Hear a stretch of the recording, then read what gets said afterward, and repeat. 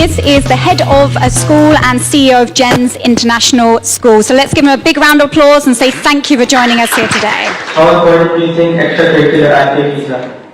It's a way of you finding out what you enjoy in life. And it's a great opportunity to experiment and to learn, practice some of those things, and to find something that is an outlet for you. Yeah? Something that you can be particularly successful with. How would you suggest students to prepare for these future professions?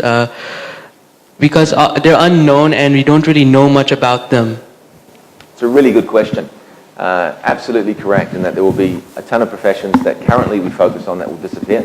Knowledge isn't as necessary as the skills that we have to determine, to interpret, to think critically, to be flexible, to invent. All those different pieces become more important than the knowledge itself. How would you recommend someone to pick the field of education? It's a hard question to answer because, like, being biased, and I'm a little bit biased, I think my job's the best job in the world. Everyone who goes through education goes into a different occupation. Every doctor was educated by a teacher at some point. Every lawyer was. Every engineer was.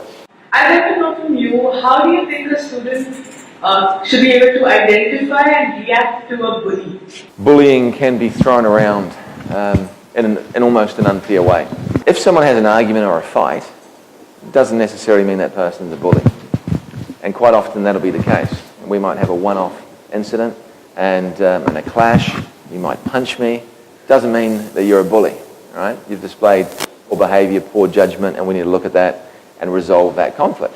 But conflicts exist in society in every setting. When it is persistently negative and someone is constantly having a go and attacking somebody, or a group of people are attacking somebody, then I think it's a situation of bullying.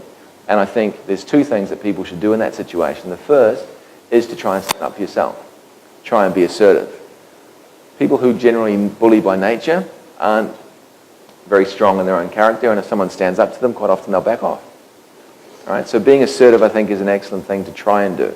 If that isn't successful, then we talked about it before, when you have a problem, you've got lots of people to help you.